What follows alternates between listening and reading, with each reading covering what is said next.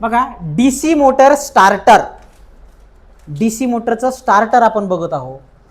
आणि डीसी मोटरला स्टार्टर का लागतं? स्टार्ट करण्यासाठी नाही लागत, तर स्टार्टिंग करंट कमी करण्यासाठी लागतो. का ते बघू आपण. So we know that V is equals to E B plus I R A किंवा E B plus I R A plus R S. हे सिरीजसाठी, हे शंट मोटरसाठी ऑलरेडी आत्ताच पाहिलं आपण. So I A is equals to V minus E B divided by R A, और I A is equals to V minus E B divided by R A plus R S for series motor, for shunt motor. पण काय होतं, at starting EB is equals to 0. स्टार्टिंगला back EMF असेल का? नाही. मग जर बॅक ईएमएफ जर 0 असेल, बॅक ईएमएफ जर 0 असेल तर न्यूमरेटर बारीक असेल. आणि जर न्यूमरेटर बारीक असेल, ओके, न्यूमरेटर छोटं होऊन जाईल. सॉरी बॅक ईएमएफ 0 असेल तर न्यूमरेटर मोठं होऊन जाईल. न्यूमरेटर जर मोठं असेल तर काय होईल? स्टार्टिंग करंट वाढलेला असेल. मग at the time of starting motor take 15 to 20 times more than current. 15 ते 20 पट करंट जास्त मोटरमध्ये सुरुवातीला फ्लो होतो. मग असा जर जास्तीचा करंट जर जास्त वेळ राहिला काय होईल रे? मोटर जळून जाईल, त्याचं इन्सुलेशन बर्नआउट होईल, मोटर जळेल. मग ते करंट कमी करणं गरजेचं आहे. ते करंट कमी करायचा म्हणून आपण काय वापरतो? स्टार्टर वापरतो. To reduce starting current we use starter. Starter कशासाठी वापरतो? स्टार्टिंग करंट कमी करण्यासाठी आपण स्टार्टर वापरतो. तर याच्यामध्ये सिरीज मोटरला मध्ये आपण 2 पॉईंट स्टार्टर वापरतो, शंट मोटरमध्ये आपण 3 पॉईंट स्टार्टर वापरतो, आणि कंपाऊंड मोटरमध्ये आपण 4 पॉईंट स्टार्टर वापरतो. तर स्टार्टरचा वर्किंग प्रिन्सिपल काय आहे ते समजून घ्या.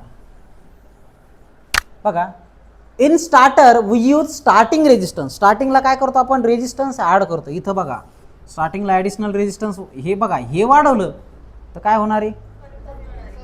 हे वाढवलं की हे ओव्हरऑल याच्यावर रेशो कमी होईल, म्हणजेच करंट कमी होईल. मग at starting we connect a series resistance. रेजिस्टन्सचे असे स्टर आपण काय करतो? सिरीजमध्ये कनेक्ट करतो आणि ते असे सिरीजमध्ये लावतो. मग काय होईल? सिरीजमध्ये रेजिस्टन्स ॲड होईल. तो in starter we use starting resistance to limit the starting current. हा जास्तीचा आलेला करंट लिमिट करण्यासाठी आपण स्टार्टरचा वापर करतो. मग नंतर काय होतं? थोड्या वेळाने बॅक ईएमएफ येऊन जातो. मोटर स्टार्ट झाली एकदा की मग बॅक ईएमएफ येतो. बॅक ईएमएफ आला तर मग हा रेशो, ही व्हॅल्यू जी आहे ही कशी होती? कमी होती. ही जर कमी झाली तर मग करंट कमी होतो. As back EMF is sufficiently high, starting resistance will short circuit और बायपास. स्टार्टिंग रेजिस्टन्सचं काम संपतं, ते बायपास किंवा शॉर्ट सर्किट होतं आणि motor work as a normal motoring action. Motor साध्या मोटरिंग ॲक्शनमध्ये वर्क करते आणि मोटर जळत नाही. बघा डी सी सिरीज मोटरमध्ये यामुळं स्टार्टर वापरतात. सिंगल फेज इंडक्शन फॅनमध्ये स्टार्टर वापरतात का रे? हो, फॅनचं कॅपॅसिटर ते स्टार्टर आहे. Fan single phase motor self started नाहीच आहेत, त्याला स्टार्ट करण्यासाठी स्टार्टर वापरतो.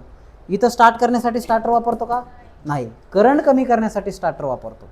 3 फेज इंडक्शन मोटर म्हणजे शेतातल्या ज्या 3 फेजच्या मोटर आहेत, विहिरीतल्या, पाटातल्या, बोरवेलमधल्या, तर तिथं आपण स्टार्टर वापरतो. कशासाठी? करंट कमी करण्यासाठी. तिथं पण आपण करंट कमी करण्यासाठी वापरतो, इथं पण आपण करंट कमी करण्यासाठी वापरतो. इथं बॅक ईएमएफ कन्सेप्ट असतो, तिथं इंडक्शन कन्सेप्ट असतो. त्याच्यामुळे तिथं 5 ते 7 पट करंट वाढतो, इथं 15 ते 20 पट करंट वाढतो. पण याचं बी काम आणि त्याचं बी काम काय? करंट लिमिट करणं. ओके. आणि सिंगल फेज इंडक्शन मोटरमध्ये मात्र स्टार्ट करायलाच स्टार्टर लागतं. जर फॅनचं कॅपॅसिटर काढलं तर फॅन एका डायरेक्शनला फिरत नाही. ओके. तर या पद्धतीचे प्रॅक्टिकल्स जे आहेत ते आपण त्या संदर्भाचे व्हिडिओ टाकलेले, तुम्ही ते व्यवस्थित बघून घ्या. तुम्हाला अडचण आली तर त्या संदर्भात तुम्ही कमेंट सेक्शनमध्ये टाका की बाबा सर आम्हाला या टाईपचं प्रॅक्टिकल सांगा, तुम्हाला त्या पद्धतीचं प्रॅक्टिकल मला दाखवेल. तर हे सुद्धा दाखवेल 2 पॉईंट, 3 पॉईंट आणि 4 पॉईंट स्टार्टर दाखवलेत बरे बाकीचे.